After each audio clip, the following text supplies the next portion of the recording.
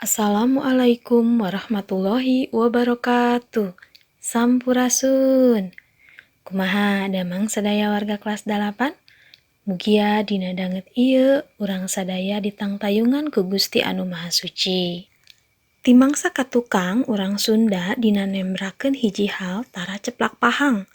Dina nyaritana biasana dibalibirkeun atawa henteu langsung kanu dimaksud. Sahijina nyaeta nyarita ngaliwatan sisindiran. Mangsa kiwari sisindiran dipikawanoh keneh. Biasana sok aya dina biantara atawa dina kawih. Dina ieu pangajaran hideup seja diajar ngeunaan sisindiran. Tangtu hideup dipalar sangkan bisa netelakeun sisindiran, ngaanalisis sisindiran, jeung nyusun sisindiran. Tah ayeuna peko hideup sakseni contoh sisindiran nu aya dina guneman jeung anu aya dina kawih. Wilujeng nyakseni. Daun teh jeung regangna, cau Ambon jeung dawegan, salira teh nu ti mana, sareng naon pamaksadan. Oh, tacan uninga. Tacan. Kieu gerai. Manuk kurang, manuk anis, patemon manuk titiran, abdi mojang ti Ciamis, bade minton sisindiran. Oh, sisindiran ceuk. Sumuhun. Akang haji sorban palit naka Cilamaya. Akang haji sumangga cali nyanggakeun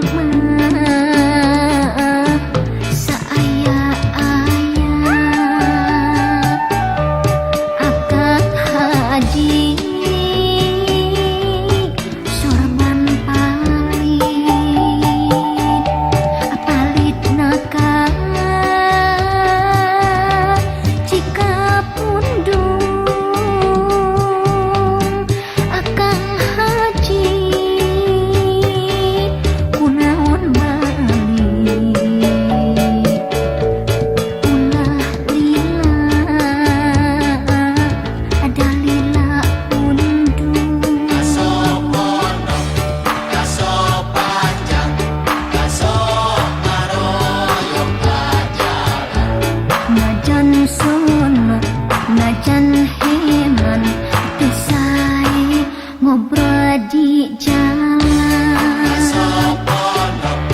Kaso panjang, kaso aroyong ka jalan. Sono mondok, sono manjang, sono tepang di jalan.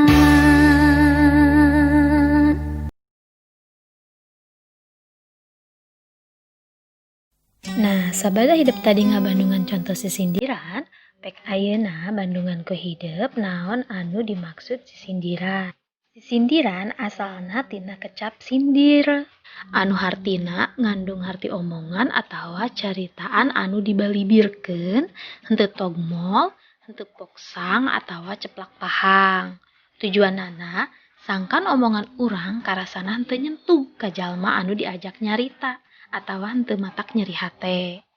Dina sastra Sunda anu dimaksud sisindiran nyaeta karya sastra anu ngagunakeun rakitan basa kalawan dibalibirkeun atawa malapah gedang. Nah, sisindiran ieu kaasup kana sastra buhun atawa sastra kuno. Nah, sisindiran henteu dipikawanoh ku orang Sunda wungkul. Ngan ngaranna beda dina unggal wewengkon. Nah, sisindiran dina basa Malayu dipikawanoh nu disebut pantun tea. Sedengkeun di Jawa disebut parikan. Aya oge di daerah Tapanuli nu disebut ende-ende. Nah, kusabab sarua jeung pantun, berarti wangun sisindiran oge teu beda jeung pantun. Nah, maksud anu dikedalkeun dina sisindiran biasana henteu saceplakna, tapi dibuleun ku kecap sejen. Lamun diibaratkeun kana bumbuahan mah sarua aya cangkang jeung eusi.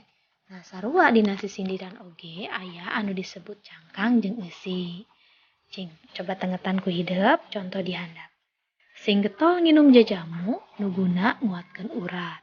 Sing getol neangan ilmu nuguna dunia akhirat. Nah, dina contoh sisindiran eta anu disebut cangkang biasana aya di padalisan kahiji jeung padalisan kadua. Nah, anu disebut eusi biasana atawa maksud biasana aya dina padalisan katilu jeung kaopat. Jumlah cangkang jeung eusi biasana satengah tina jumlah padalisan dina eta sisindiran. Jadi lamun jumlah padalisanana aya 4, berarti cangkangna aya 2. Lamun jumlah padalisanana aya 2, berarti cangkangna aya 1. Kitu deui jeung eusina. Dumasar wangunna jeung cara ngebrehkeunana sisindiran dibagi jadi 3. Nyaeta aya paparikan, rarakitan, jeung wawangsalan. Nu kahiji nyaeta paparikan. Paparikan asalna tina kecap parik atawa parek anu hartina deukeut. Maksudna nyaeta sisindiran anu padeukeut sorapokalna dina bagian cangkang jeung eusi. Kumaha maksudna? Nah, biasana anu padeuketna aya dina engang panungtung atawa dina suku kata panungtung. Ciri-ciri paparikan. Paparikan nu kahiji biasana diwangun ku 4 jajar atawa 4 padalisan. 2 padalisan cangkang, 2 padalisan eusi. Nu kadua, ciri nu kadua unggal padalisan diwangun ku 8 engang atawa suku kata. Ciri nu katilu, padalisan kahiji dina cangkang biasana padeukeut sorana sarta murwakanti tungtungna jeung padalisan katilu. Nah, sedengkeun padalisan kadua dina cangkang padeukeut sorana sarta murwakanti tungtungna jeung padalisan kaopat. Coba tengetan contohna di handap saperti kieu. Mawa peti dina sundung ditumpangan ku karanjang. Pangarti teu berat nanggung tapi mangpaatna manjang. Nah, di dieu aya 4 padalisan atawa 4 baris. Nah, coba tengetan ku hideup baris kahiji atawa padalisan kahiji. Mawa peti dina sundung. Nah, dina padalisan kahiji jumlah engangna atawa suku katana aya 8. Aya ma, wa, pe, ti, di, na, sundung. Nah, coba ku hideup tingali deui padalisan kadua, katilu jeung kaopat. Pasti aya sarua aya 8. Nah, terus di dieu aya 2 cangkang, aya 2 eusi. Padalisan kahiji jeung kadua cangkang, padalisan katilu jeung kaopat aya eusi. Terus tengetan ku hideup di dieu dina padalisan kahiji sora vokal panungtungna aya meh sarua jeung sora vokal panungtung dina padalisan katilu. Nah, terus dina padalisan kadua aya sora vokal panungtungna aya ang meh sarua jeung sora vokal padalisan anu kaopat. Nah, dumasar eusina paparikan dibagi jadi 3. Nyaeta nu kahiji aya paparikan anu eusina piwuruk. Maksudna paparikan eta mapatahan litah bener atawa nyaram lampah anu salah. Contoh, kanikir siki kanikir, cang kudu beunang panimu, kapikir beki kapikir, hirup kudu loba elmu. Kadua, paparikan nu eusina silih asih, eusina biasana ngagambarkeun karesep atawa kanyaah ka papada jalma. Contoh, lampuyang nu cocongoan, bawaeun ka Raja Galuh, kuhayang nya sosonoan, isuk mah urang pajauh. Nu katilu nyaeta paparikan anu eusina sesebred, heureuy atawa banyol. Biasana eusina pikaseurieun atawa mata kapi asem. Contoh, meuli pedes ngan sakilo diwadahan ku Neng Yayu, abdi mah da sanes jomblo ngan sakadar henteu payu.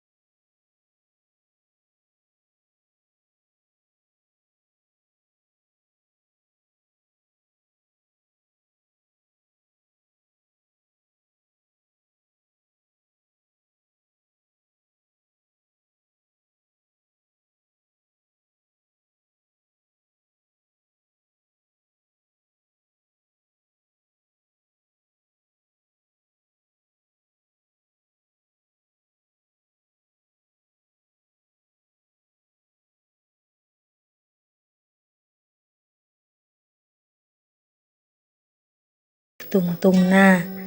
Nah, dina padalisan kahiji aya soalan tepuguh monyet hideungna. Berarti anu kudu diteguh naon anu dimaksud monyet hideung.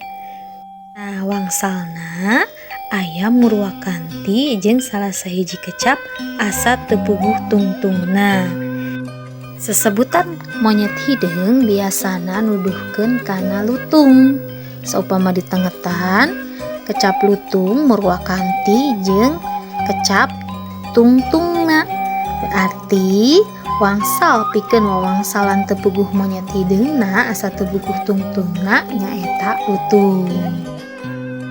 Nah, rupina pedaran ngeunaan sisindiran dicekapkeun dugi ka dieu.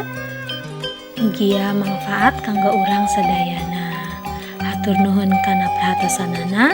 Saninten buah saninten, saninten diparapatan. Hapunten abdi hapunten bilih aya kalepatan. Wabillahi taufiq wal hidayah. Wassalamualaikum warahmatullahi wabarakatuh.